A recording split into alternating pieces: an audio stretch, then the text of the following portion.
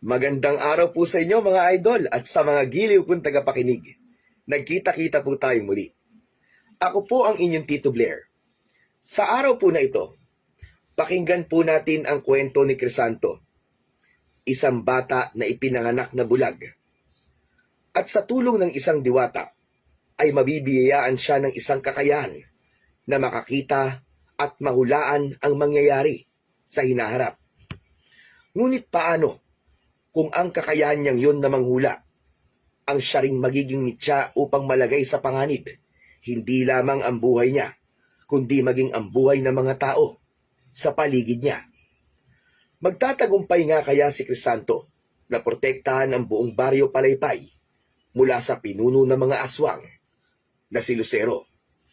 Ngunit bago po ang lahat mga idol, huwag naman po nating kalimutan mag-subscribe at i-hit ang notification bell sa aking YouTube channel na The Voice Addict para sa mas marami pang makapigil hiningang kwentong aswang at katatakutan mula sa mundo ng kababalaghan. Umpisahan na po natin ang kwento. Isinilang na bulag si Crisanto.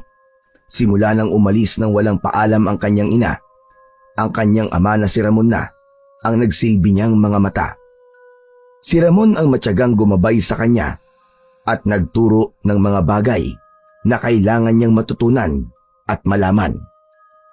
Sa loob ng 13 taon na nabubuhay si Crisanto, ay nagamay na niya ang maliit na lugar nila na kung tawagin ay Baryo Palaypay sa Samar. Isang umaga, maagang nagising si Crisanto sa maliit nilang kubo. Sa kabila ng kanyang pagiging bulag, ay kabisado niya ang bawat sulok ng kanilang tahanan. Mula sa kinalalagyan ng papag hanggang sa paminggalan. Naramdaman niya ang malamig na simoy ng hangin mula sa bintana habang hinahanap ang kanyang baston na gawa sa kawayan. Tay?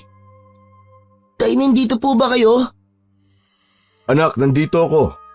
Nag-iigib lang ako sa poso. Bakit? Gusto ko po sanang tulungan kayo, Tay. Wag na, Crisanto. Diyan ka na lang muna sa loob at mamaya ay mag-aalmusal na tayo. Ngunit matigas ang loob ni Crisanto. Tumayo siya at tinungo ang pinto ng kubo gamit ang kanyang baston. Sa bawat hakbang, sigurado siya sa galaw ng kanyang paa. Tatay, alam ko naman po ang daan papunta sa poso. Kaya ko rin pong buhatin ng isang timbang may laman na tubig. Kayo po ang dapat magpahinga dahil pagod po kayo sa trabaho niyo kahapon. Anak, hindi ibig sabihin na kaya mo ay dapat mo nang gawin. Ako na ang bahala sa lahat. Sige na. Maayos naman ang tulog ko kagabi kaya nakapagpahinga na rin ako. Kung ayaw niyo po akong patulungin sa pag-iigib, sasama na lang po ako sa inyo, Tay. Gusto ko po maglakad-lakad muna. Ay, ang anak ko talaga. O sige na nga. Halika na. Napangiti si Crisanto habang naririnig ang boses ng kanyang ama. Pakiramdam niya, kahit bulag siya ay sapat na ang pagmamahal ni Ramon upang punan ang kakulangan sa kanyang katawan. Hinawakan ni Ramon ang balikat ni Crisanto at dahan-dahang inakay palabas ng bahay. Sa labas, naramdaman ni Crisanto ang init ng araw sa kanyang muka at narinig ang mga huni ng mga ibon. Ang ganda ng umaga ngayon, anak. Sayang at hindi mo nakikita. Hindi po sayang, Tatay. Ramdam ko naman po lahat. Ang init, ang hangin, at ang ingay ng mga ibon.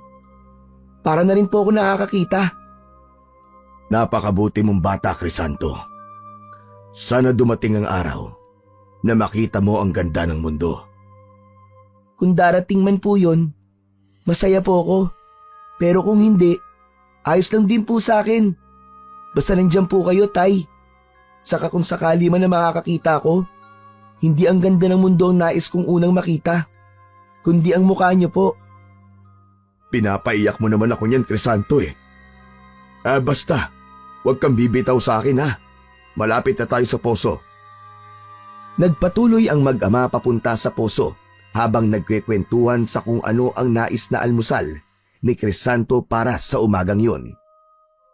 Isang umaga, maagang nagising si Crisanto gaya ng kanyang nakasanayan. Tatayo na sana siya pero nahawakan niya ang braso ni Ramon sa kanyang tabi. Nagtaka siya sapagkat ganoong oras ay gising na ang kanyang ama. Tay, gising na po. May trabaho kayo ngayon, di ba? Crisanto, hindi ako makakapasok ngayon. Parang nilalagnat ako eh. Hinipo ni Crisanto ang noo at leeg ng kanyang ama at napagtanto niyang mataas nga ang lagnat nito dahil sobrang init ng temperatura ng katawan nito. Hala, Tay. Ang init niyo po.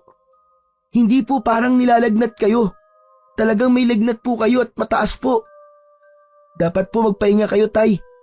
Sige, ako na pong bahala dito sa bahay. Crisanto anak, wag na. Kaya ko pa naman eh. Baka mapagod ka lang. Tay, ako na po. Magpahinga na lang po kayo. Sayang naman po ang pagtuturo niyo sa akin para makagalaw ako kahit wala kayo. Kung hindi ko naman po gagamitin. Walang nagawa si Ramon kundi hayaan si Crisanto. Bumalik na rin agad sa pagtulog si Ramon. Habang mahimbing na natutulog ang kanyang ama, ay agad na kumilos si Crisanto. Sa kabila ng kanyang pagkabulag, gamay niya ang bawat sulok ng kanilang bahay. Kinuha niya ang walis at nagwalis siya ng mabilis. Maya-maya pa ay nagtungo na siya sa kanilang lutuan upang ipagluto ng lugaw ang kanyang ama.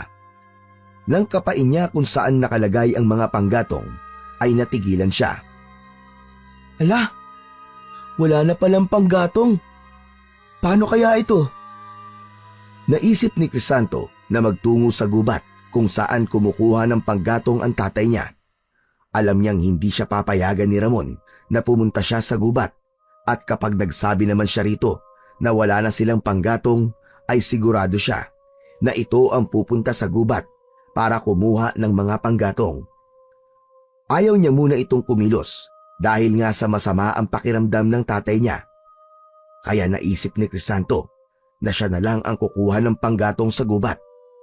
Ilang beses na siyang naisama doon ni Ramon kaya tiwala siya na kabisado niya na ang lugar na yon. Agad na kinuha ni Crisanto ang kanyang baston at itak na nakasabit malapit sa pinto ng kanilang kubo. Ginamit niya ang kanyang memorya sa lokasyon ng kanilang lugar upang marating ang gubat. Kaya ko to. Matagal ko nang kabisado ang daan dito sa baryo Palaypay. Habang naglalakad palabas ng baryo, ay narinig niya ang huni ng mga ibon at ang mahinang ihip ng hangin. Kahit bulag, alam niyang patungo siya sa tamang direksyon. Medyo kinakabahan siya, pero mas matimbang ang kagustuhan niyang tulungan ang kanyang ama sa gitna ng karamdaman nito. Narating ni Crisanto ang gubat nang walang kahirap-hirap. Kahit hindi nakakakita, ay sigurado siya sa bawat takbang. Alam niyang nasa gubat na siya dahil sa mga tuyong dahon at mga sanga na kanyang natatapakan. Inilapag niya muna sa lupa ang kanyang baston at gamit ang itak ay nagsimula na siyang putulin ang maliliit na sangang nakuha niya sa lupa. Maingat ang bawat galaw niya dahil iniiwasan niyang masugatan ng itak. Habang patuloy sa pagputol ng mga sanga, naramdaman ni Crisanto ang kakaibang presensya sa paligid. Pakiramdam niya ay merong tao na malapit sa kanya. Nagbago ang temperatura, mas naging malamig at tahimik ang paligid niya. Sino yan? May tao ba dyan? Sino yan? Walang nakuwang sagot si Crisanto. Medyo kinabahan na siya, kaya nagdesisyon siyang umalis na. Pinulot niya ang kanyang baston at nagsimulang maglakad palabas ng gubat. Ngunit sa kasamaang palad ay hindi niya naramdaman ang pamilyar na daan na kanyang dinaanan kanina. Tumigil siya sandali, nakinig sa paligid, ngunit wala pa rin siyang narinig, kundi ang sariling paghinga. Huminga ng malalim si Crisanto. Kinalma niya ang kanyang sarili at muling naglakad. Ngunit sa bawat paghakbang niya, tila lalo siyang naliligaw. Ang inasahan niyang mabatong daanan ay naging basa at maputik. Ang mga puno ay tila mas malalaki at mas malalapit sa isa't isa dahil ilang beses siyang bumangga sa mga puno. Nagpatuloy si Crisanto sa paglalakad at patuloy siyang umasa na mararamdaman niyang pamilyar na siya sa kanyang dinadaanan. Hindi na alam ni Crisanto kung gaano na siya katagal sa gubat na yon. Sa bawat segundo, lalo niyang nararamdaman ang bigat ng takot sa kanyang dibdib. Ang araw ay tila ganap ng lumubog at ang gabi ay nagsimulang yakapin ang paligid. Bakit ko pa kasi ginawa to eh? Bakit hindi na lang ako nagpaalam kay tatay eh?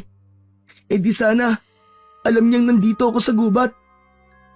Umupo si Crisanto sa lupa habang yakap ang sarili. Hindi niya na napigilan ang pag-iyak dahil sa kawalan ng pag-asa.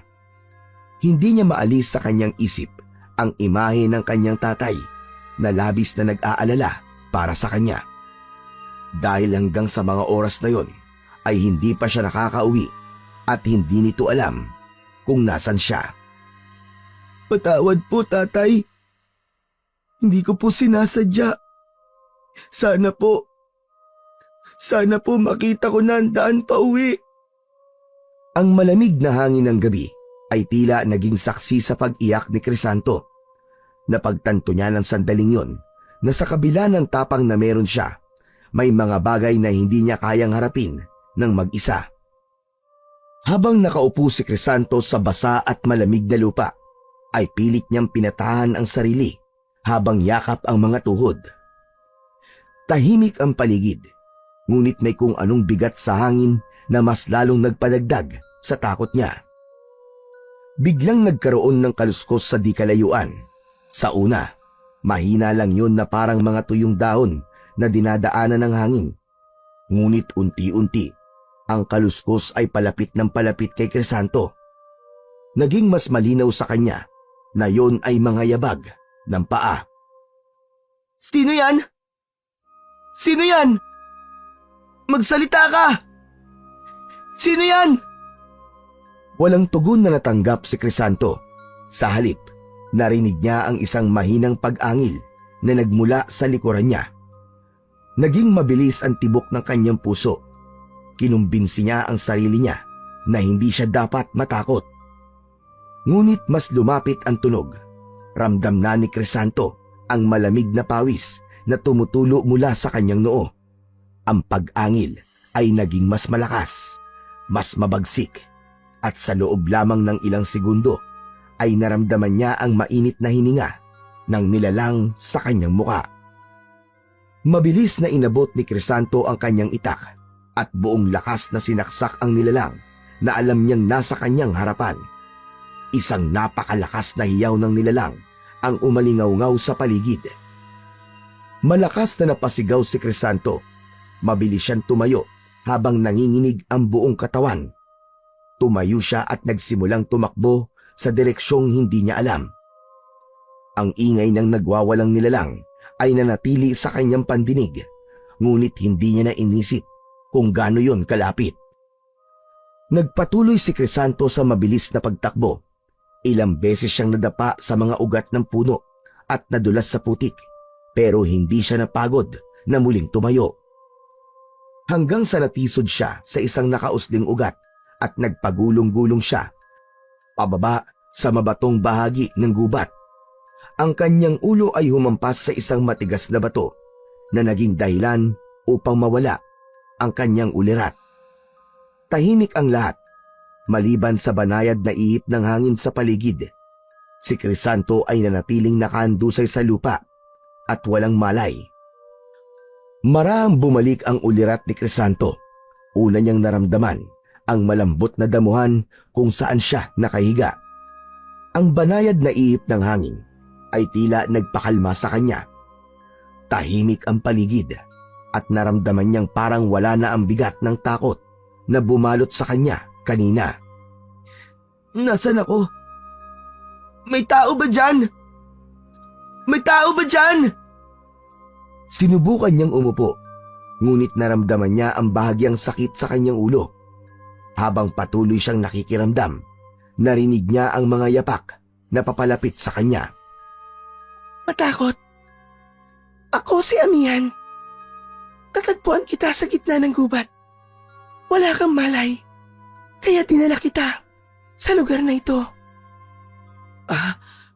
Salamat po. Ako naman po si Crisanto. Salamat po sa pagliligtas sa buhay ko. Ano ba ang nangyari sa'yo? Sa totoo lang po, hindi po ako sigurado eh. Pero base po sa pakiramdam ko, ay may nilalang po na nagtangkang saktan ako. Natakot po ako kaya tumakbo po ako. Pero nadapa po ako at nadulas. Tapos yun po, nalaglag po ako dito sa bangin. Nawalan po ako ng malay. At mag-isa ka lang. Nasaan ang iyong mga kasama? Wala po. Wala po akong kasama. Nasa bahay po ang tatay ko. May sakit nga po siya ngayon eh. Kaya ako na po ang kumuha ng panggatong dito sa gubat. Saglit na natahimik si Amihan. Ramdam ni Crisanto na nakatitig ito sa kanya. Santo, bakit hindi ka tumingin sa akin habang nag-uusap tayo? Bahagyang yumuko si Crisanto. Pilit nang iningitian ang babae kahit hindi niya ito nakikita. Nako, pasensya na po. Hindi po kasi ako nakakakita eh. Simula po nang isilang ako, ay isa na po akong bulag. Ngayon ay naiintindihan ko na, Crisanto. May itatanong sana ako sa'yo. Ano po yun? Kung bibigyan ka ng pagkakataong humiling, ano ang iyong hihilingin? Gusto ko po sanang makakita. Hindi lang para makita ang mga bagay na buong buhay ay hindi ko pa nakikita. Kundi, ang gusto ko pong unang makita ay ang mukha ng tatay ko. At kung sakali pong matutupad yun, gusto ko rin pong makatulong sa mga tao sa lugar namin. Alam ko ang kabutihan ng iyong puso, Crisanto. Hindi lang pansarili ang iyong kahilingan, kundi nais mo rin maging kapaki-pakinabang sa ibang tao. Crisanto, tutuparin ko ang iyong kahilingan. Napakunot ang noo ni Crisanto at bahagya siyang natawa. Teka, ano po bang ibig niyong sabihin? Paano niyo po tutuparin? Baka nagbibiro lang po kayo ha? O baka doktor po kayo? Pero, ang sabi po kasi ng doktor na tumingin sa akin, wala na raw po akong pag-asa na makakita. Naramdaman ni Crisanto ang paglapit ni Amihan sa kanya. Maya-maya pa ay naramdaman niya ang pagdampi ng kamay nito sa kanyang mga mata. Teka ano pong ginagawa niyo? Manahimik ka muna, Crisanto. Hayaan mo kung tuparin ang iyong kahilingan. Biglang naramdaman ni Crisanto ang malamig na ihip ng hangin na tila nagmula sa mismong palad ni Amihan. Dama niya ang kakaibang enerhiyang pumapasok sa kanyang mga mata. Hindi yun masakit, ngunit parang may umagos na kakaibang liwanag sa loob niya. Ano po ito? Parang may liwanag po ako nakikita. Unti-unting nagsimulang magliwanag ang madilim na mundo ni Crisanto. Sa unang pagkakataon, nakakita siya ng bahagyang liwanag na kalaunan ay naging malinaw. Sa harap niya ay nakita niya si Amihan. Nanlaki ang mga mata ni Crisanto.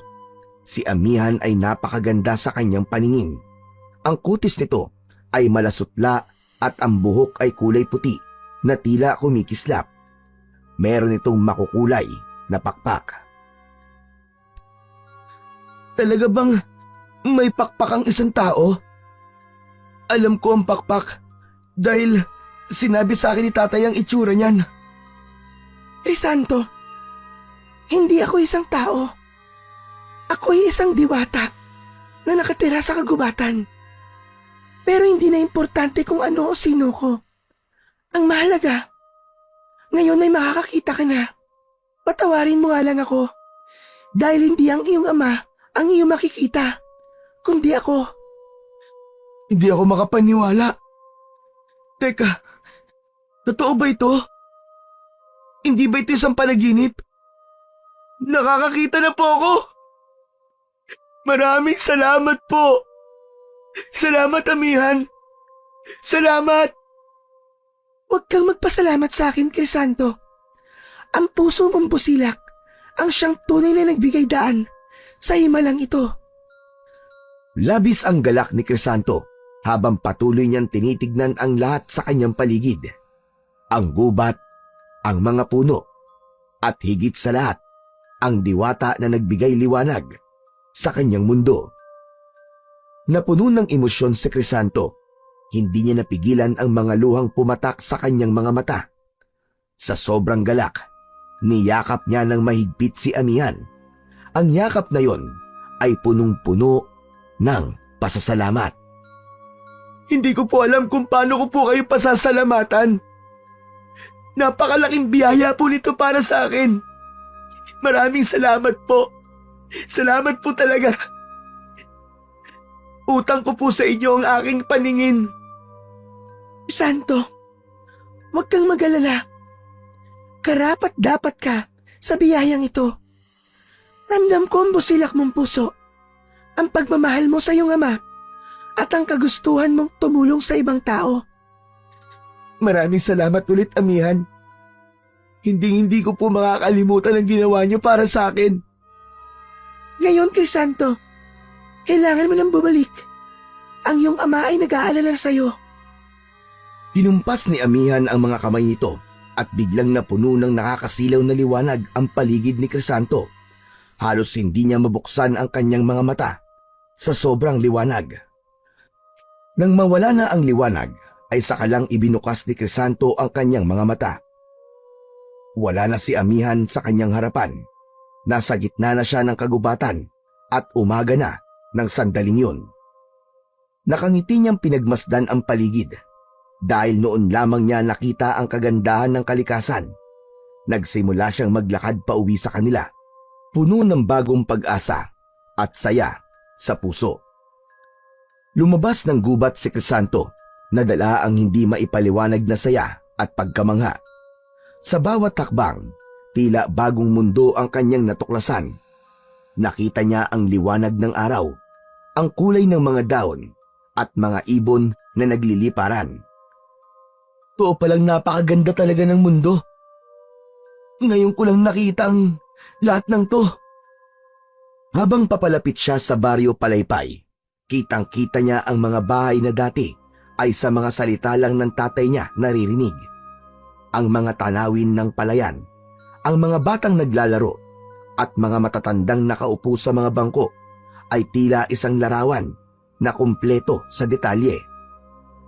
Nakarating siya sa kanilang bahay na sa kauna-unahang pagkakataon ay nakita niya. Malaki ang ngiti niya habang hinahaplos ang pinto. Pumasok si Crisanto sa loob, ngunit wala roon ang kanyang tatay.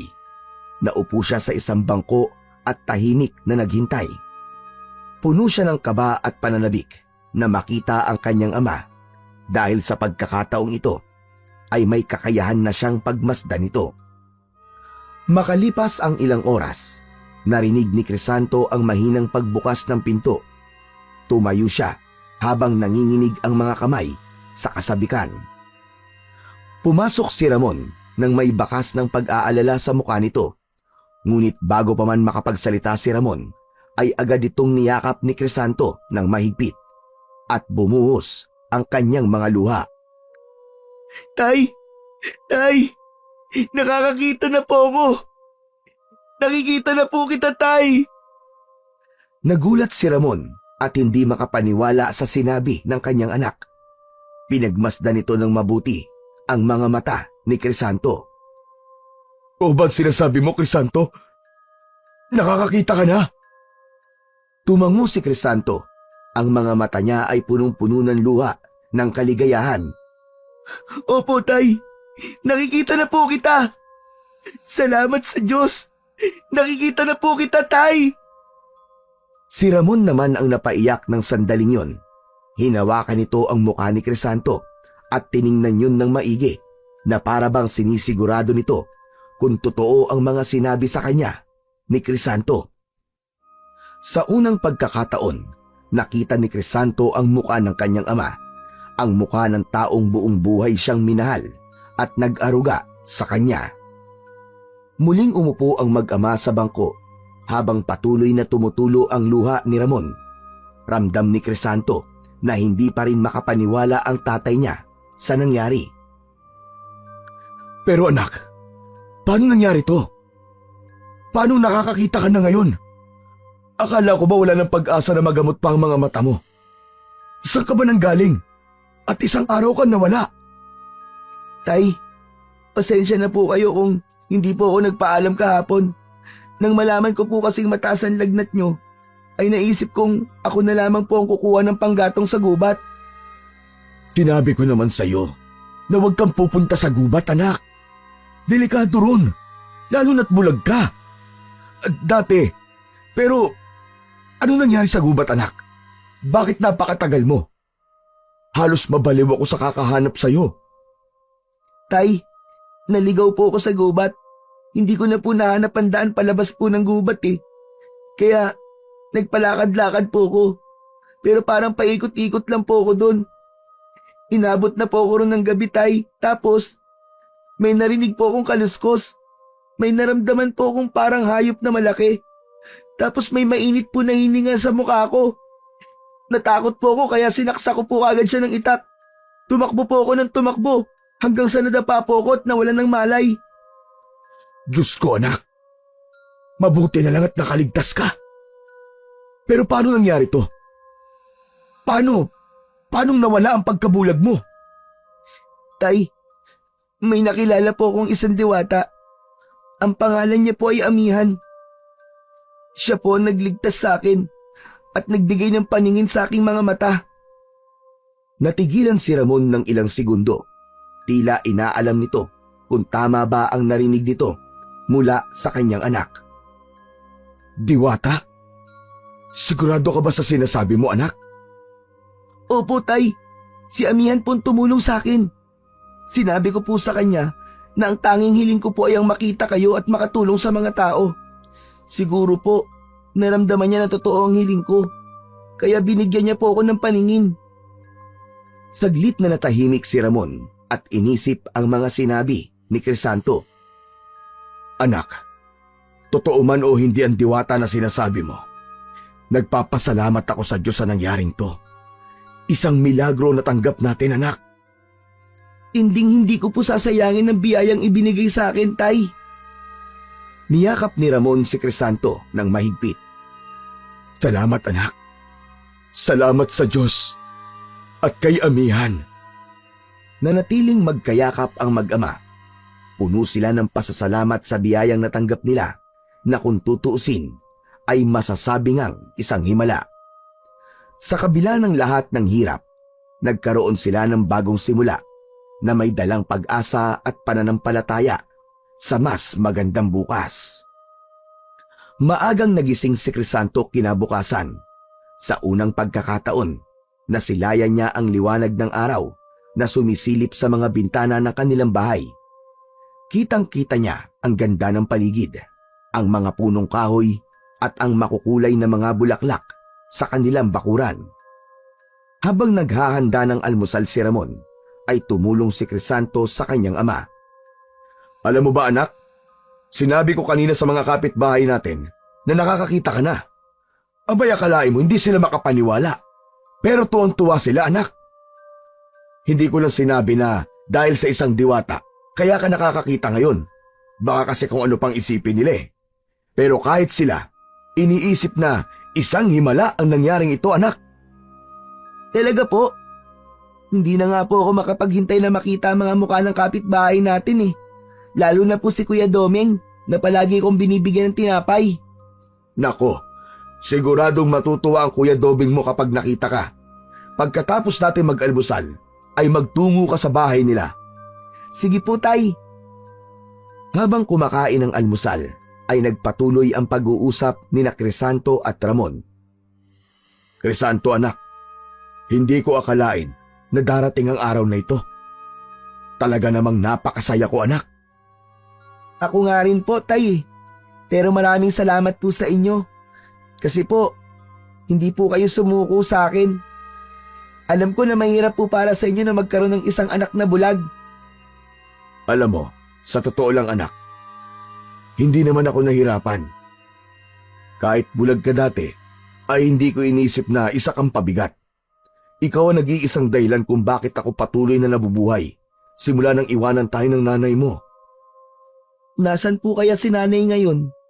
Sigurado po ako na kung nandito siya ay magiging sobrang saya niya rin, kagaya po ninyo, Tay.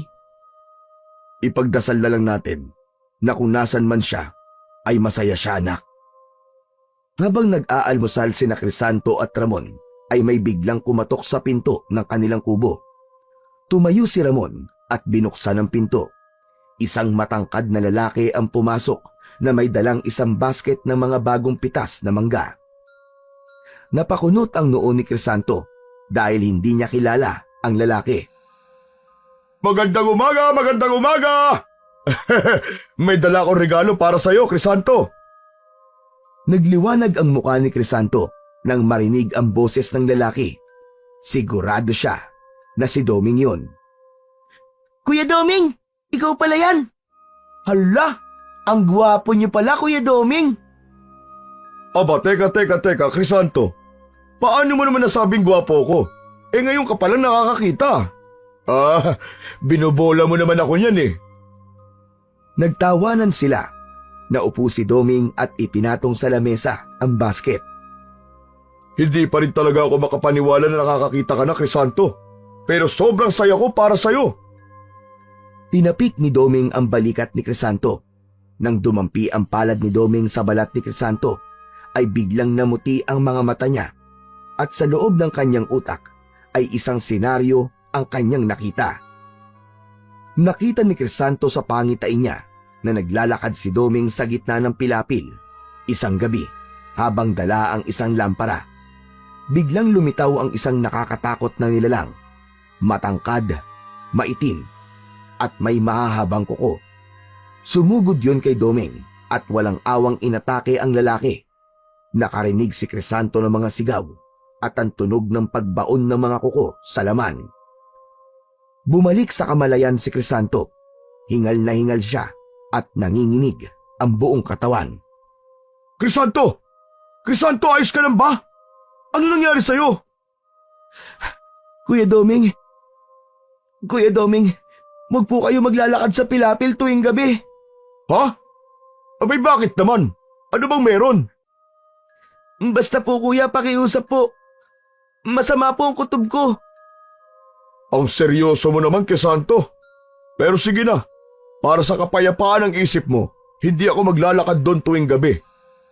O sige Ramon, Crisanto, babalik na muna ako sa bahay ha. Mag-iingat kayo. Pagkaalis ni Doming ay napansin ni Ramon ang namumutlang muka ni Crisanto. Anak, ano nangyari? Bakit biglang namuti ang mga mata mo nang hinawakan mo si Doming? Tay, para pong nakakita ko ng pangitain eh. Nakita ko po si Kuya Doming na naglalakad po sa pilapil. Tapos bigla po siyang inatake ng isang nakakatakot na nilalang. Ano? Teka, paano mo nakita yun? Hindi ko rin po alam eh. Pero parang totoo po yung nakita ko. Nararamdaman kong mangyayari po yun. Kaya sinabi ko po sa kanya na huwag siya maglalakad sa pilapil tuwing gabi. Naging seryoso si Ramon sa narinig, habang si Crisanto naman ay hindi nawala ang kaba na nasa dibdib niya. Hindi niya maintindihan kung bakit siya nakakakita ng ganoong pangitain. Nang sumunod na araw, habang nagkakape sina Crisanto at Ramon sa harap ng bahay, ay humahangos na dumating si Doming. Magandang umaga, Ramon, Crisanto. Aba Doming, ang aga mo yata ngayon ah. Magkape ka muna. Salamat, pero hindi na. May kikwento lang ako sa inyo. Lumapit si Doming sa kanila at naupo sa isang bangkong kahoy. Crisanto, maraming salamat sa iyo. Kung hindi dahil sa babala mo kahapon, baka wala na ako ngayon. Ha? Ano pong ibig niyong sabihin, Kuya Doming? Alam mo kasi kagabi, galing ako sa kabilang bayan. Nang pauwi na ako, naalala kong sinabi mo sa akin na huwag dumaan sa Pilapil. Kaya kahit mas mahaba ang ruta, doon ako sa kalsada dumaan. Tapos kaninang madaling araw, may natagpo ang patay sa Pilapil. Diyos ko, hindi kayo maniniwala. Parang aswang ang pumatay. Wasak ang katawan at sugat-sugat ang biktima. Kung dumaan ako ron, siguradong ako nang napatay ng aswang. Aswang? Ano po yun, Kuya Doming? Crisanto, aswang ang tawag sa nilalang na kumakain ng tao. Tao sila sa umaga, pero nagiging halimaw sa gabi. Malakas, mabilis, at nakakatakot ang anyo nila. Diyos ko, mabuti na lang at nakinig ka kay Crisanto, Doming. Kundi, baka hindi mo na may kikwento yan sa amin ngayon. Oo nga, Ramon eh. Kaya naniniwala ako na may kakaibang kakayahan si Crisanto. Nakikita niya ang mangyayari sa hinaharap. Malaking tulong yan, hindi lang sa inyong mag-ama.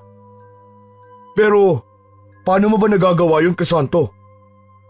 Hindi ko rin po alam, Kuya Doming. Nagulat lang din po ako sa nakita ko nang hawakan niyo po ako. Crisanto, sa tingin ko, magagamit mo ang kakayahan na yan. Pwede kang tumulong sa mga tao. O baka nga, pwede kang kumita ng pera. Nagkatinginan sina Ramon at Crisanto. Pareho silang nagulat sa mungkahi ni Doming.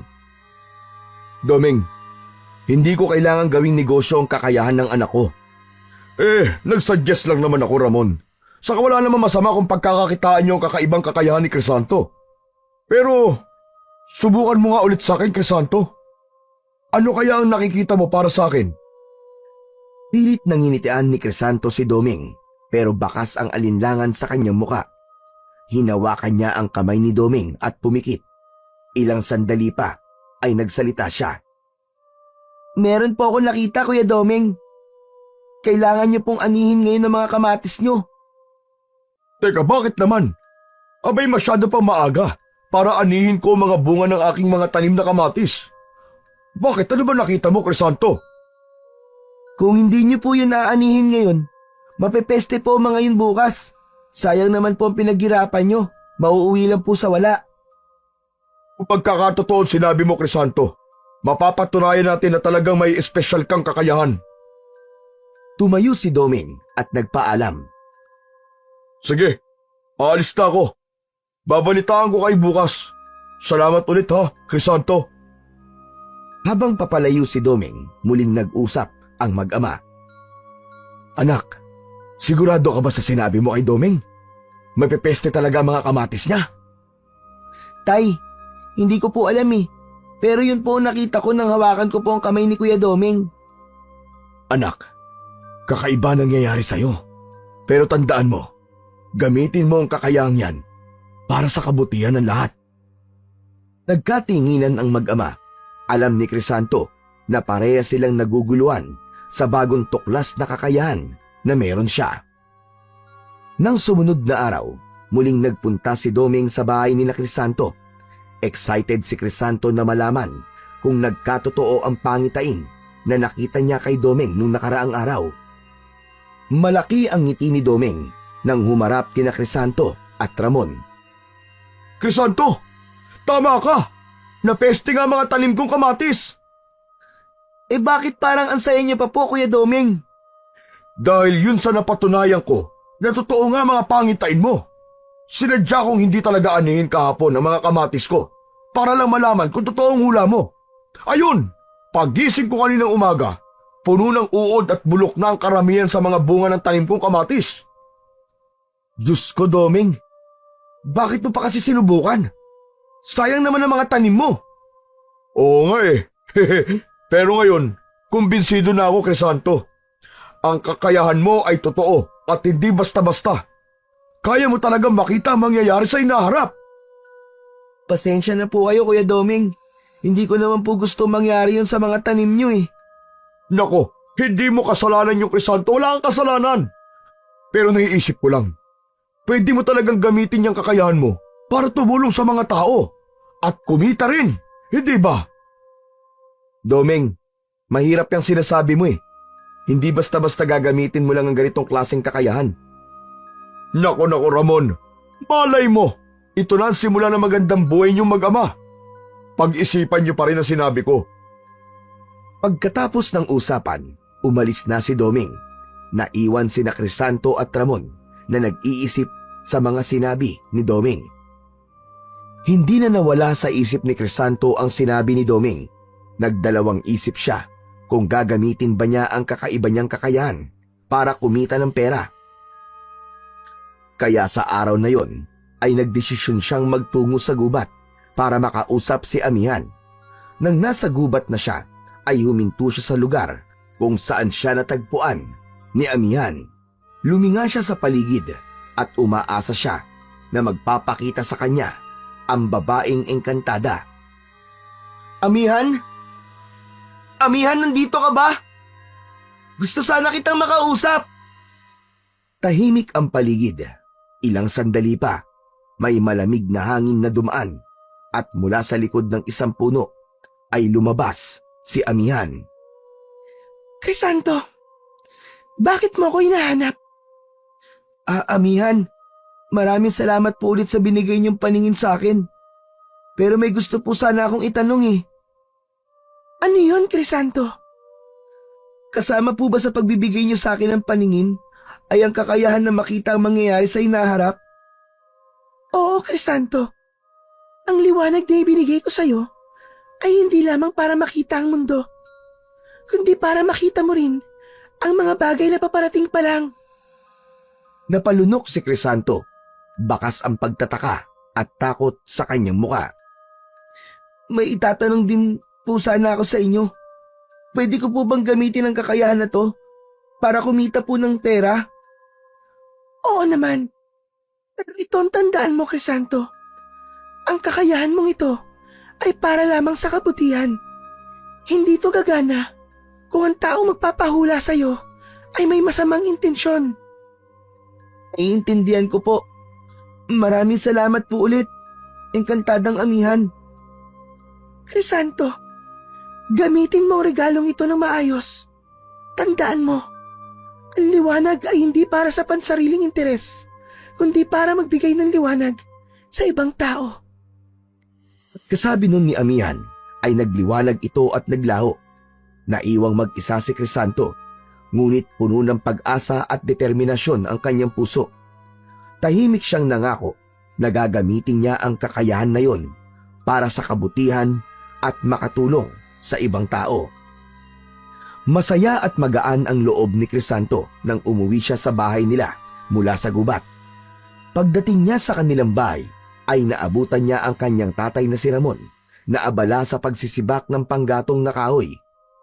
Lumapit siya sa kanyang ama at huminto ito sa kanyang ginagawa. Saan ka galing, Crisanto? Ang tagal mong nawala, anak ka.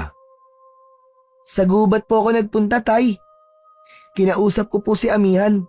Yung po bang diwata po na tumulong sa akin para po makakita ko? Oh, anong pinag-usapan niyo, anak? Nakumpirma ko po, tay, na si Amihan po nagbigay sa akin ng kakayahan na makita ang mangyayari sa hinaharap. Eh bakit ka raw niya binigyan ng ganong klaseng kakayahan?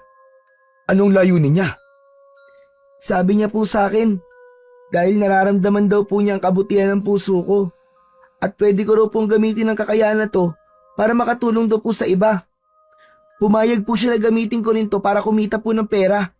Pero kailangan po, sa kabutihan lang po gagamitin. Crisanto, sigurado ka ba dyan, anak? Hindi birong bagay ang ganyan. Kapag ginamit mo ang kakayahan na yan para kumita ng pera, ay mag-iiba na ang takbo ng buhay mo. Tay, baka ito na po ang pagkakataon natin para umayos ang buhay. Pangako po, gagamitin ko ito ng maayos at para lang sa mabuting layunin. Tumango na lamang si Ramon kahit ramdam ni Crisanto na may pag-aalinlangan ang tatay niya sa nais niyang gawin, ay naramdaman pa rin niya ang pagsuporta nito sa kanya. Kinabukasan, sinimulan ni Crisanto ang kanyang panguhula. Dinalaw siya ng ilang tao sa baryo Palaypay upang magpahula. Ang unang nagpahula sa kanya ay isang magsasaka. Tinanong nito kay Crisanto kung makabubuti ba kung mag-aani agad ang mga ito. Nang hawakan ni Crisanto ang kamay ng magsasaka, ay sinabi niya na mas makakabuti kung mag-aani na ito sa susunod na araw dahil may paparating na malakas na ulan. Nagpasalamat ang magsasaka at nagbigay ng maliit na halaga bilang pasasalamat kay Crisanto. Sa sumunod na mga linggo ay dumami pa ang mga tao na nagpapahula kay Crisanto. Nagiging kilala na siya sa baryo bilang isang mahusay na manghuhula. Kahit maliit lamang ang nakukuha ni Crisanto sa bawat taong hinuhulaan niya, ay malaki na rin yun dahil sa dami ng magpapahula sa kanya. Crisanto anak, hindi ko akalain na ganito magiging buhay natin. Salamat po talaga kay Amihan, Tay. Pero hindi ko pa rin po magagawa ito kung hindi niyo po ako sinusuportahan. Hanggat nakikita kitang masaya sa ginagawa mo, ay susuportahan kita anak. Pero hindi ka ba napapagod? Halos araw-araw ay dinadagsakan ng mga tao. Napapagod naman po, Tay. Pero kaya ko pa naman po. Iniisip ko na lang po yung perang kikitain natin. Malaking tulong po kasi yun. Sana po makaipon na po tayo, no? Para mapaayos na po natin tong kubo. Dahil sa kita ni Crisanto, nakabili sila ng bagong damit, mga pagkain at mga gamit sa bahay. Hindi sila naging mayaman, ngunit unti-unti nilang naranasan ang ginhawa. Patuloy pa rin silang nag-ipon upang maipagawa at mapalaki nila kahit paano ang kanilang bahay. Isang hapon, kasalukuyang nagpapahinga si Crisanto sa ilalim ng punong mangga malapit sa kanilang bahay. Lumapit sa kanya si Ramon na may dalang merienda. Tapos na kasi ang panguhula ni Crisanto para sa araw na yon. Maya-maya pa ay dumating ang isang hindi pamilyar na lalaki. Matangkad, kayumanggi ang kutis at may matalas na tingin. Nakasuot ito ng kupas na damit at may dalang isang maliit na bag. Ikaw ba si Crisanto? Ang batang manghuhula? Opo, ako nga po. Ano po may paglilingkod ko sa inyo? Gusto ko magpahula sa'yo. Pasensya na. Pero tapos na ang panguhula ng anak ko sa araw na ito. Bumalik ka na lang bukas ng umaga. Nagmula pa ako sa malayong lugar. Sayang naman ang ipinunta ko dito kung hindi ako mahuhulaan ni Crisanto. Tay, ayos lang po. Huhulaan ko na lang po siya. Sigurado ka ba anak? Oras ito ng pahinga mo. Ayos lang po. Mabilis lang naman po ito. Inimbitahan ni Crisanto ang lalaki na maupo sa bangkong kahoy sa tabi ng puno. Tinanong niya ang lalaki kung ano ang pangalan nito at nalaman niyang Lucero ang pangalan ng lalaki. Hinawakan ni Crisanto ang kamay ni Lucero. Nang magdikit ang kanilang mga balat ay may naramdaman kagad si Crisanto na parang malamig na hangin na pumasok sa kanyang katawan. Ano pong gusto niyong ipahula o itanong sa akin, Kuya Lucero? Magtatagumpay ba ako sa plano kong gawin? Pumikit si Crisanto. Sa kanyang isipan ay nakita niya si Lucero sa isang madilim na lugar at nakatayo sa harap ng maraming tao na tila takot na takot. Ngunit ang buong paligid ay nagpapahiwatig ng tagumpay dahil sa malaking ngiti ni Lucero. Pagkatapos ng ilang sandali, ay muling ibinukas ni Crisanto ang kanyang mga mata. Opo, magtatagumpay po kayo sa plano nyo. Isang matamis na ngiti ang gumuhit sa labi ni Lucero. Salamat. Yan ang gusto kong marinig mula sa'yo. Marami akong naririnig tungkol sa'yo, Crisanto. Sabi nila, ay mahusay ka raw na manghuhula. Kaya naniniwala ako sa iyong sinabi. Tumayo si Lucero at inayos ang bag sa balikat. Naglabas ito ng pera at inabot kay Crisanto. Matapos yun, ay naglakad na si Lucero palayo.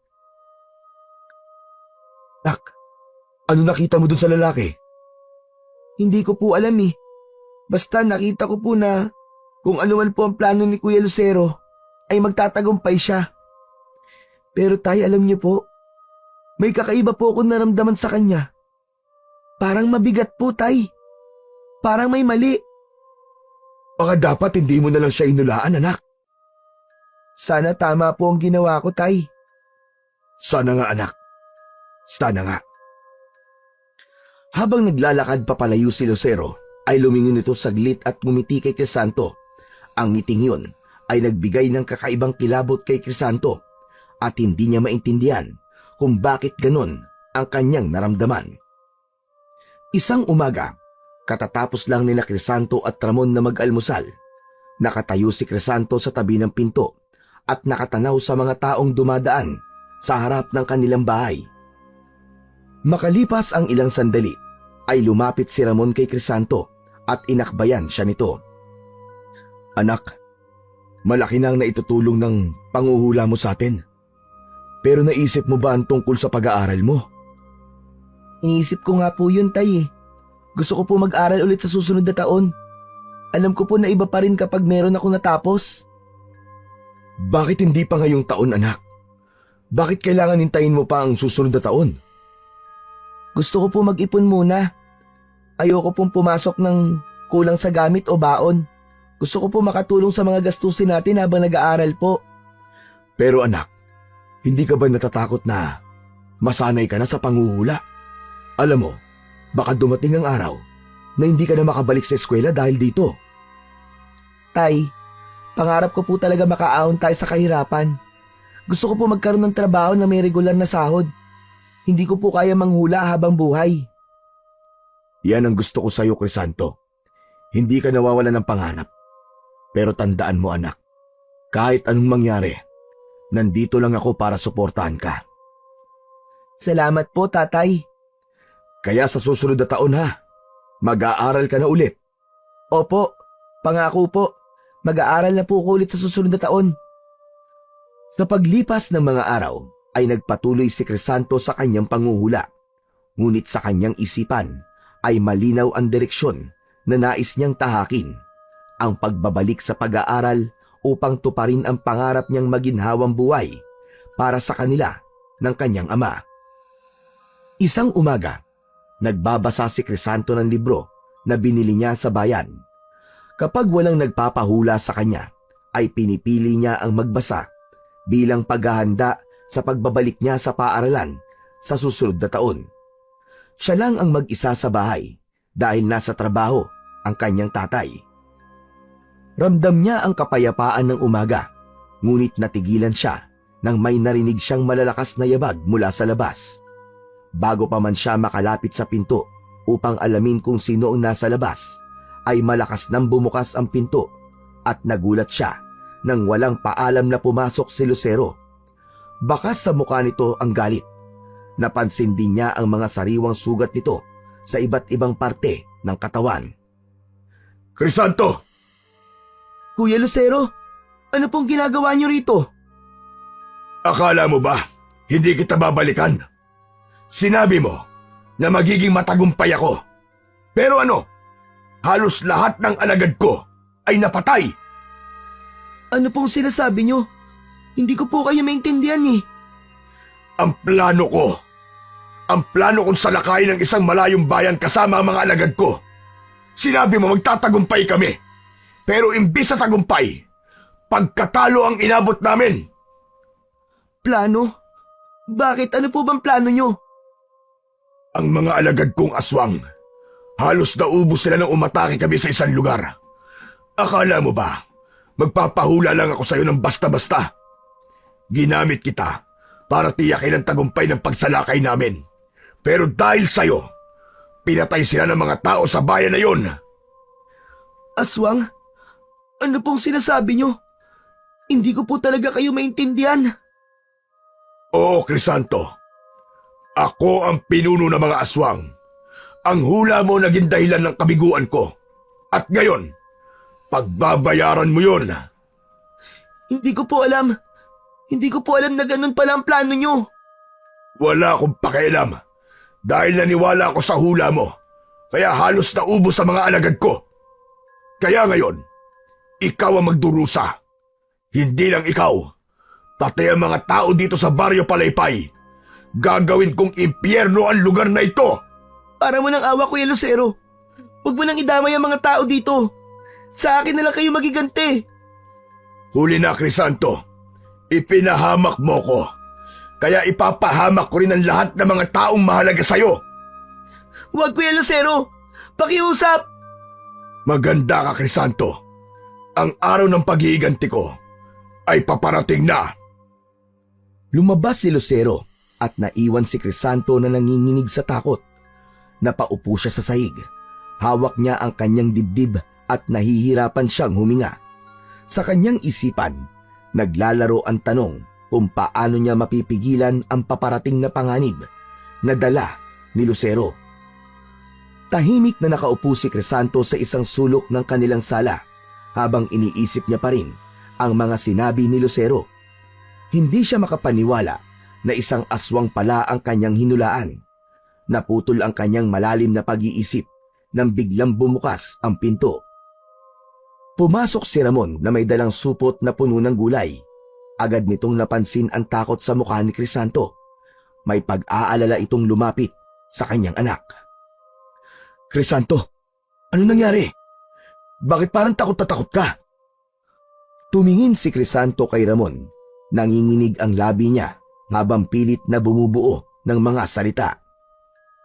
Tay, bumalik po rito kanina si Kuya Lucero.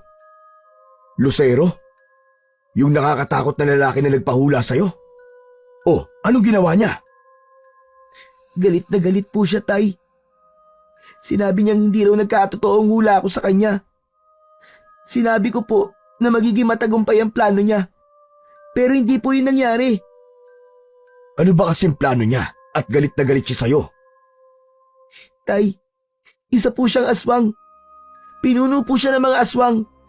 Ang plano pala niya ay ang pagsalakay nila ng mga alagad niya sa isang lugar. Sabi niya, halos lahat po ng alagad niya ay pinatay ng mga tao. Diyos ko, Crisanto. Kaya pala ibang pakiramdam natin sa Lucero na yun. Dahil isa pala siyang aswang. Hindi ko po alam, Tay. Hindi ko po alam na ganun pala ang plano niya.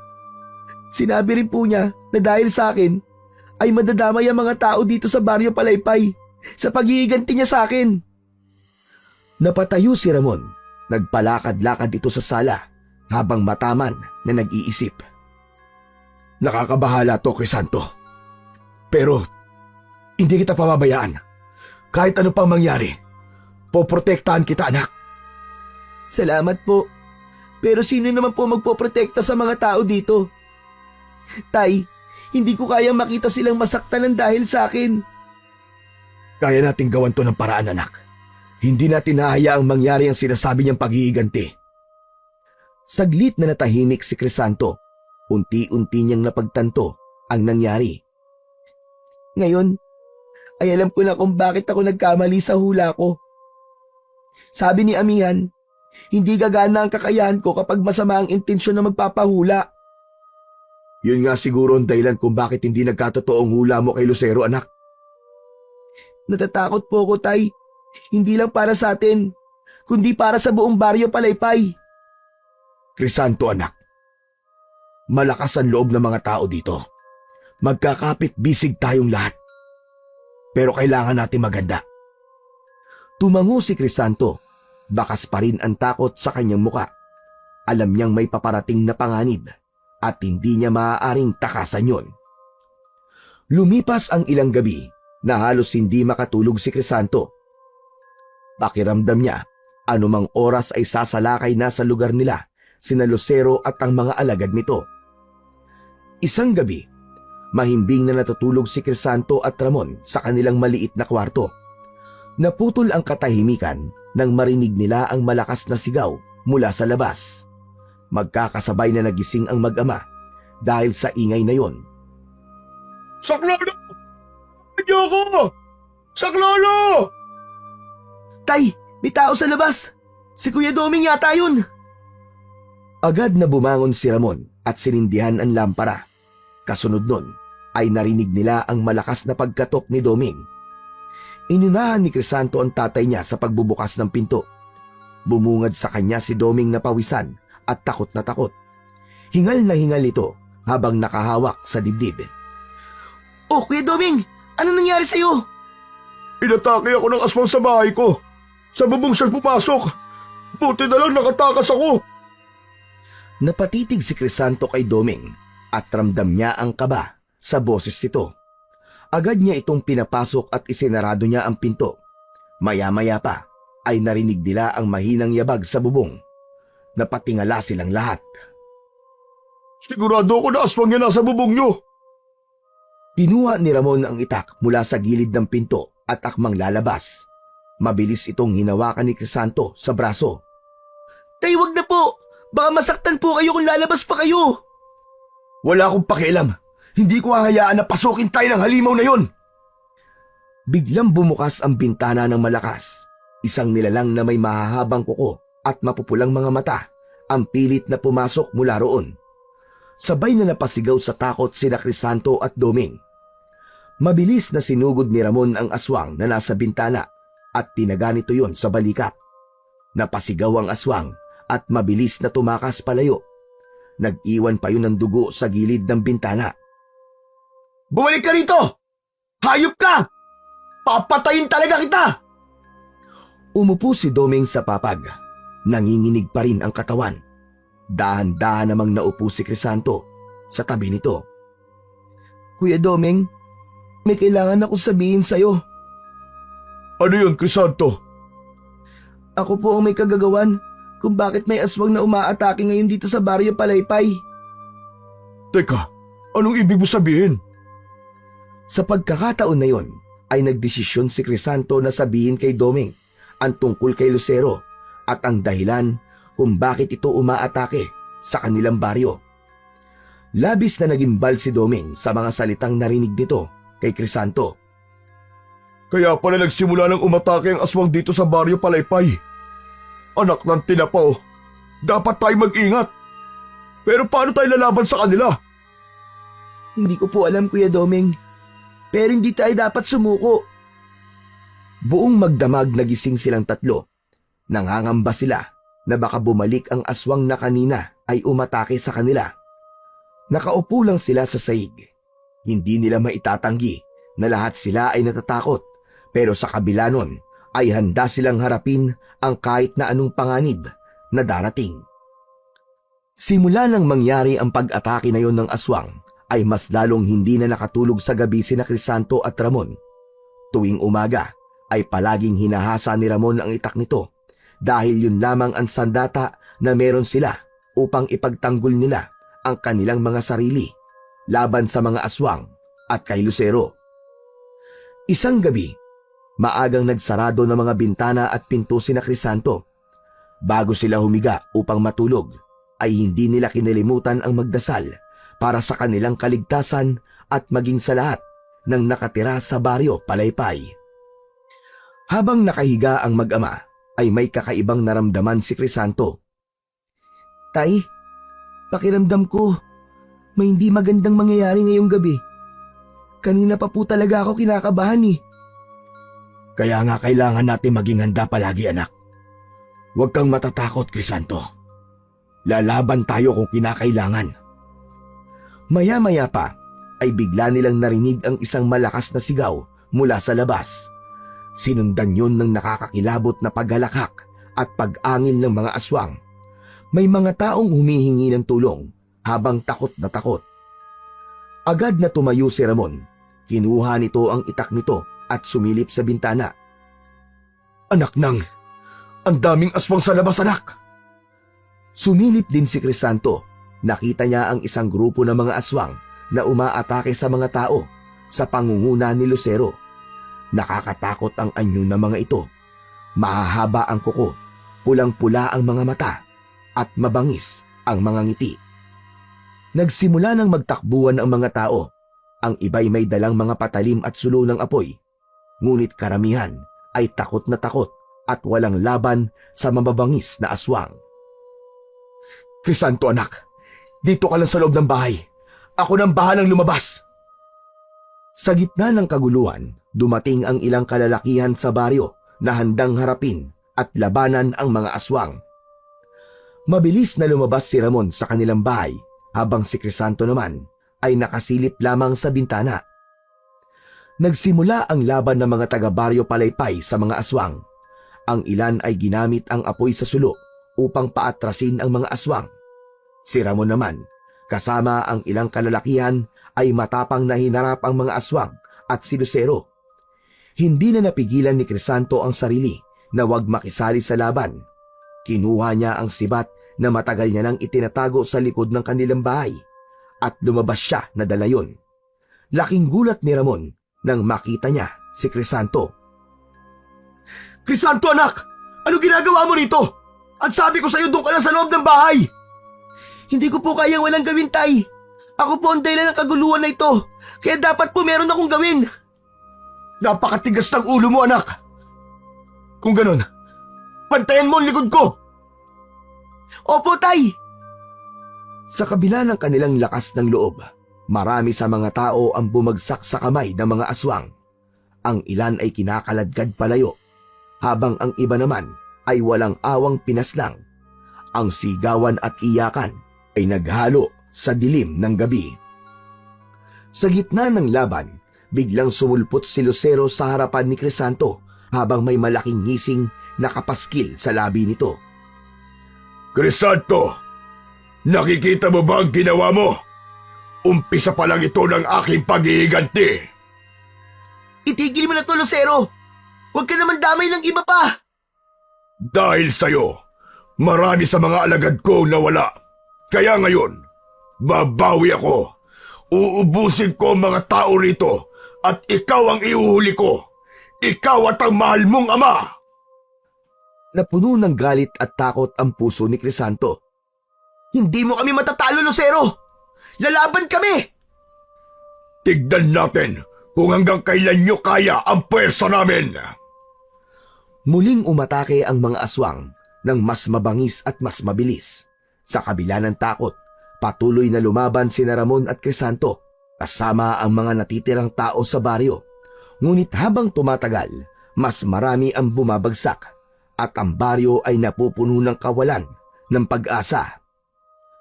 Habang nakikipaglaban, ay hindi na napigilan ni Crisanto ang umiyak habang pinagmamasdan ang kaguluhan. Nadurog ang puso niya nang makita na maraming tao ang namatay sa kamay ng mga aswang. Sa gabing iyon, ang baryo Palaypay ay tila naging isang impyerno. Ngunit sa kabila ng dilim, nanatili ang pag-asa sa puso ni Crisanto na magagawa nila ng paraan na matigil ang pag-ahari ng lagim ni Lucero sa kanilang lugar.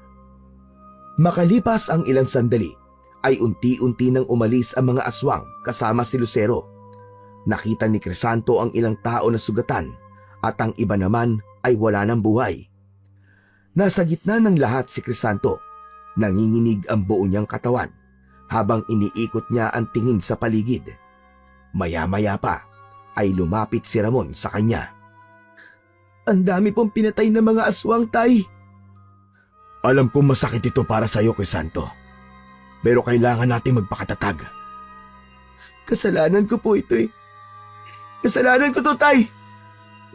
Kung hindi ko sinabi kay Lucero na magtatagumpay ang plano niya, hindi mangyayari to. Hindi sana siya magagalit sa akin at sa buong baryo Palaypay. Crisanto, anak, huwag mong sisihin ang sarili mo. Hindi mo alam na masama pala ang plano niya. Hindi mo kasalanan kung bakit ito ginagawa ni Lucero. Hindi mo kasalanan ang ginawa ni Lucero at ng mga alagad niya dito sa ating baryo. Lalo pang napahagulgol si Crisanto habang nasa bisig ng kanyang ama. Tay, paano ko maitatama ang lahat ng ito? Kailangan natin magpatuloy, anak. Magtiwala ka. Makakahanap tayo ng paraan. May awa ang Diyos. Biglang may pumasok na ideya sa isip ni Crisanto. Umalas siya sa yakap ng kanyang ama at tumingin dito. Tay, si Amihan po! Si Amihan! Oh, anong tungkol kay Amihan, anak? Baka po matulungan niya ako para makahanap po ng paraan upang pigilan si Lucero. Kung tama ang sinasabi mo, anak, maganda nga siguro na humingi ka ng tulong sa kanya. Kailangan ko pong kausapin kagad si Amihan. Siya na lang po ang pag-asa natin. Tumango si Ramon at hinawakan sa balikat si Crisanto. Kung ano man ang desisyon mo, Crisanto, susuportahan kita. Sa gabing iyon, inisip ni Crisanto na sana ay matulungan sila ni Amihan. Naniniwala siya na merong kakayahan at kapangyarihan ang naturang diwata upang bigyan ng tuldok ang kasamaan na dala ni Lucero sa baryo Palaypay. Kinabukasan, hindi na nag-aksaya pa ng oras si Crisanto. Paggising na paggising niya ay agad siyang naglakad patungo sa gubat. Agad siyang nakarating sa lugar kung saan niya huling nakausap ang mabait na diwata. Luminga siya sa paligid at naramdaman niya ang presensya ni Amihan. Amihan, kailangan ko ang tulong niyo. Sa una ay katahimikan ang sumagot kay Crisanto. Maya-maya pa ay humangin ng malakas at nagtipon-tipon ang mga tuyong dahon sa harapan ni Crisanto at mula roon ay lumitaw si Amihan. Ang mukha ng diwata ay napuno ng lungkot nang makita ang bigat sa muka ni Crisanto. Crisanto, anong nangyari? Bakit tila ikaw ay balisa? Sinasalakay po ng mga aswang ang baryo Palaypay sa pangunguna ni Lucero. Maraming tao po ang namatay at ang sabi po ni Lucero ay hindi siya titigil hanggat hindi niya napapatay lahat ng tao sa lugar namin. Labis na masakit marinig ang sinapit ng inyong baryo. Ramdam ko na pinahihirapan ka ng iyong konsensya. Bakit, Crisanto? Kasi po, nagkamali ako. Nagkamali po ako sa hula ko kay Lucero. Ako po ang sinisisi niya kung bakit halos naubos ang lahat ng alagad niyang aswang. Sa hula ko po kasi sa kanya, ay nakita ko na magtatagumpay siya sa pagsalakay sa isang lugar. Pero hindi po yun nangyari. Kaya kasalanan ko po ang lahat. Crisanto, wala kang kasalanan. Ang kakayahang ibinigay ko sa iyo ay may hangganan. Hindi nito saklaw kapag masama ang intensyon na magpapahula. Ang kasamaan ni Lucero ay hindi mo responsibilidad. Pero, diwatang Amihan, kung hindi ko po siya idulaan, baka hindi po ito nangyari. Kaya po ako nandito ay hihingi po ako ng tulong sa inyo. Hindi ko na po alam kung paano ko po poprotekta ng aming baryo laban po sa mga aswang. Sandaling tumahimik si Amihan at tila nag-isip. Pagkatapos ay inilihad nito ang isa nitong kamay at mula roon ay lumitaw ang isang maliit na bato na ang hugis ay parang luha. Humikinang yon sa pamamagitan ng pagtama roon ng sikat ng araw. Ano po yan? Crisanto, isa itong makapangyarihang mutya na kami lang na mga diwata ang nagmamay-ari. Kapag nilunok mo ito, magkakaroon ka ng lakas at bilis na lampas sa kayang gawin ng karaniwang tao. Ang bawat sandata na hahawakan mo ay magiging makapangyarihan at walang aswang ang makakasugat sa'yo. Totoo po ba? Kung ganun, kaya ko na pong protekta ng baryo sa pamamagitan po ng mutya na yan? Oo, ngunit may kabayaran, Crisanto. Sa oras na mapatay mo si Lucero, ay muli kang mabubulag. Tigilan si Crisanto. Hindi agad siya nakapagsalita ng ilang segundo. Nang mapagtanto niya ang sinabi ni Amihan, ay muli siyang nagsalita. Tama po ba ang narinig ko? Mabubulag po ulit ako sa sandaling mapatay ko na si Lucero? Tama ang iyong narinig, Crisanto. Lahat ng ibinibigay naming mga diwata sa tao ay may kapalit. Kaya pag-isipan mo munang mabuti ang magiging desisyon mo. Mataman na nag-isip si Crisanto. Kalaunan ay tumango siya ng may kasamang determinasyon. Diwatang Amihan, tatanggapin ko po ang mutya. Wala na po akong pakialam kahit mabulag po ulit ako. Basta maligtas ko lang ang lahat ng tao mula kay Lucero. Kung ganon, kunin mo na ang mutya. Sa'yo na ito, Crisanto. Kinuha ni Crisanto ang mutya mula sa kamay ni Amihan. Ang liwanag nun ay mas lalong tumindi. Sandali niyang tinitigan ang mutya. Maraming salamat po ulit, Diwatang Amihan. Gagawin ko po ito para sa baryo Palaypay. Ipinagkakatiwala ko sa'yo ang kapangyarihan ng mutya. Tandaan mo, Crisanto, gamitin mo ito para sa kabutihan. Huwag kang mawawala ng pananampalataya sa iyong sarili at sa lumikha. Inilapit ni Crisanto ang mutya sa kanyang bibig at nilunok yun ng buo. Agad niyang naramdaman ang pagbabagong naganap sa kanyang katawan. Isang kakaibang lakas ang bumalot sa kanya, para yung apoy na nagbigay ng init sa kanya. Napaluhod siya, hindi dahil sa kahinaan, kundi dahil sa tindi ng lakas na naramdaman niya. Napakalakas nitong mutya! Nararamdaman ko na kagad ang lakas niya!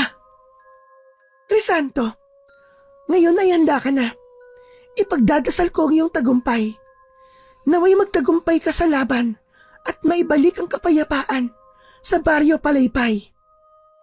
Tumayo si Crisanto at tumango ng may pasasalamat kay Amihan. Pinapangako ko, diwatang Amihan, hindi ko po sasayangin ang pagkakataong binigay niyo sa akin. Dala ang malaking pag-asa. Naglakad si Crisanto palabas ng gubat matapos magpaalam kay Amihan. Naramdaman niya ang basbas ni Amihan habang patuloy siyang naglalakad. Habang papalapit siya sa Baryo Palaypay ay punong-puno siya ng pag-asa. Hindi lang para sa kanyang sarili, kundi para sa lahat ng mga tao sa lugar kung saan siya isinilang at nagkaisip. Pagdating ni Crisanto sa kanilang bahay, ay nadatnan niya si Ramon na naghahasa ng itak sa labas ng kanilang bahay. Huminto ito sa ginagawa nang makita siya. Saan ka ba galing, Crisanto? Kanina pa kita hinahanap. Galing po ako sa gubat, Tay. Kinausap ko po si Amihan. Oh, kumusta ang pakikipag-usap mo sa kanya, anak?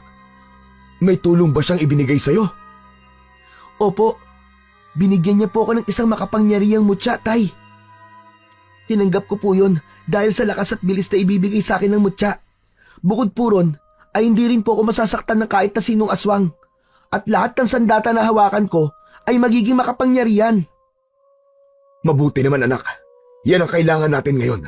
Sigurado ko na dahil sa mutyang yan, ay mapapatay mo na si Lucero at ang mga alagad niya. Pero Tay, may kapalit po ang kapangyarihan ng mutya. Anong kapalit, anak? Huminga ng malalim si Crisanto bago sumagot. Ang sabi po kasi ni Diwatang Amihan, kapag napatay ko na po si Lucero, ay mawawala po ulit ang paningin ko. Mabubulag po ulit ako, Tay. Ano? Kung ganun, bakit mo pa tinanggap ang mutya? Hindi mo kailangan magsakripisyo ng ganito. Tay, sapat na po sa akin ang maikling panahong naranasan ko makakita. Kung ang kapalit naman ito ay ang kaligtasan ng mga tao sa Baryo Palaypay, handa po akong tanggapin yon. Natigilan si Ramon at naluha ito sa sinabi ni Crisanto. Napakabuti mo talagang bata, anak. Napakasaya ko dahil napalaki kita ng maayos. Hanga ako sa tapang at kabutihan ng puso mo, Crisanto. Salamat po, Tay. Sana po magtagumpay tayo. Magtatagumpay tayo, anak. Manalig ka lang. Niyakap ni Ramon si Crisanto at sa yakap na yon ay naramdaman ni Crisanto ang lakas at pagmamahal ng kanyang ama. Sa kabila ng sakripisyong naghihintay sa kanya, naging mas matatag ang kanyang loob. Isang gabi, habang natutulog sina Crisanto at Ramon, ay biglang nagising si Crisanto nang marinig niya ang isang tinig mula sa labas ng kanilang kubo. Crisanto! Lumabas ka riyan! Ngayon na ang gabi ng ating paghaharap! Napabalikwas si Crisanto. Dumagundong ang kanyang puso sa kaba, ngunit dama niya ang tapang na dulot ng mutya. Bumangon siya mula sa banig at mabilis na kinuha ang itak na nakasandal sa dingding. Nagising na rin si Ramon at may pagtatakang tumingin sa kanya. Anong gagawin mo, anak? Nasa labas po si Lucero, Tay. Kailangan ko po siyang harapin. Crisanto, wag! Delikado! Tay, may mutya na po ako. Walang aswang ang makakasugat sa akin. Kailangan ko po siyang harapin ngayon dahil ito na ang pagkakataon ko para patayin siya. Kinakabahan ako, anak. Baka isa lang itong patibong. Tuso ang mga aswang. May patibong man po o wala, Hindi ko pwedeng hayaan si Lucero. Natakutin tayo palagi. Ilang segundo na hindi nakapagsalita si Ramon, matapang na tumingin si Crisanto sa kanyang ama at ipinaramdam niya rito na wala siyang takot na nararamdaman. Kung ganun anak, mag-iingat ka. Huwag kang magpapatalo sa kanya. Salamat po, tatay. Magtiwala lang po kayo sa akin. Lumabas si Crisanto habang mahigpit niyang hawak ang itak. Nakita niya si Lucero na nakatayo sa harapan ng kanilang bahay. Nakangiti iyon na akala mo ay isang demonyo. Nasa likod nito ang ilang aswang na alagad nito. Matapang ka nga ba talaga? O nagtatapang-tapangan lang? Walang laban ang itak mo sa kagaya ko, Crisanto. Hindi ako natatakot sa iyo, Lucero. Sisiguraduhin kong mamamatay ka ngayong gabi. Pinapatawa mo ako. Kung ako sa'yo, ay tatawagin ko ang iyong ama para tulungan kang kalabanan ako. Hindi mo ako kaya ng ikaw lamang. Hindi ko kailangan ng kasama para tapusin ang kasamaan mo, Lucero. Sumugod si Lucero kay Crisanto ng mabilis. Tila isa itong halimaw na gutom dahil naglalaway pa ito.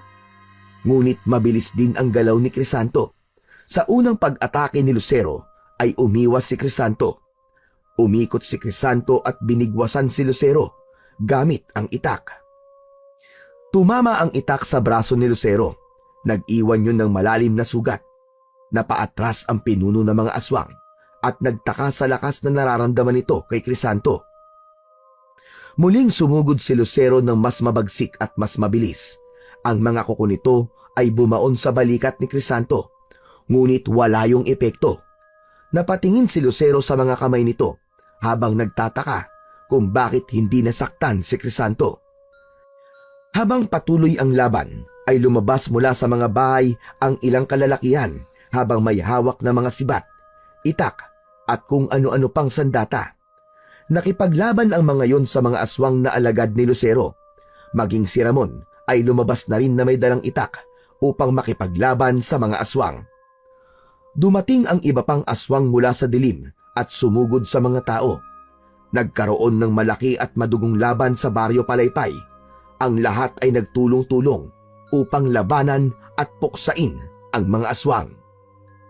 Samantala, si Crisanto at Lucero ay nagpatuloy sa kanilang inkwentro.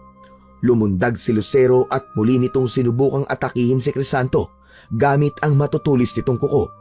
Ngunit mabilis na umiwas si Crisanto at nagtagumpay siyang saksakin ng itak ang tagiliran ni Lucero. Napasigaw si Lucero sa labis na sakit. Hindi mo ako matatalo, Crisanto. Ako ang hari ng mga aswang. Hindi natinag si Crisanto. Ginamit niya ang lahat ng lakas ng mutya. Hindi makapaniwala si Lucero sa bilis at husay ni Crisanto. Sa gitna ng laban, nasugatan si Lucero ng malalim sa hita. Napilitan itong umatras, ngunit hindi tumigil si Crisanto. Patuloy niyang inatake si Lucero gamit ang itak hanggang sa tuluyang bumagsak si Lucero sa lupa. Tadtad ito ng sugat at halos maligo na sa sarili nitong dugo. Nilapitan ni Crisanto si Lucero habang hawak ang itak. Tinignan niya ito ng buong tapang. Sa kabila ng pag-aagaw buhay ni Lucero, ay nagawa pa nitong tumawa.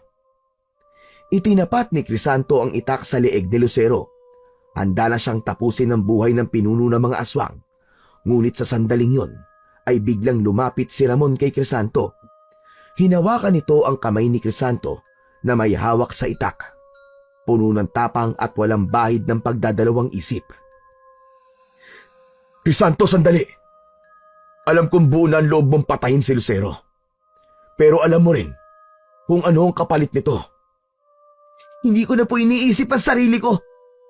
Naranasan ko na po makakita. At sapat na po yun para sa akin. Kung kailangan ko pong bumalik sa dilim para sa kaligtasan ng lahat ng tao, nakahanda po akong gawin yon, Tay. Napaluwa si Ramon. Unti-unti nitong binitiwan ang kamay ni Crisanto. Tumango ito bilang hudyat kay Crisanto na tapusin na si Lucero. Malakas na inundayan ng saksak ni Crisanto sa leeg si Lucero. na tuluyang tumapos sa buhay nito. Sinamantala ni Crisanto ang pagkakataon na meron pa siyang paningin upang patayin ang natitirang mga aswang. Alam niya na anumang sandali ay mabubulag na siya ulit. Gamit ang kanyang itak at ang lakas mula sa mutya, ay hinarap ni Crisanto ang iba pang mga aswang. Matapos ang ilang oras na matinding labanan, naubos din ang lahat ng alagad ni Lucero. Ang mga tao ng Baryo Palaypay ay nagtipon at nagsaya dahil sa kanilang tagumpay. Labis na nagpasalamat ang lahat kay Crisanto dahil sa tapang na ipinakita nito. Habang pinagmamasdan ang mga tao, napuno ng luha ang mga mata ni Crisanto. Sinulit na niya ang sandali na nakakakita pa siya upang isa-isang tingnan ang muka ng mga yon.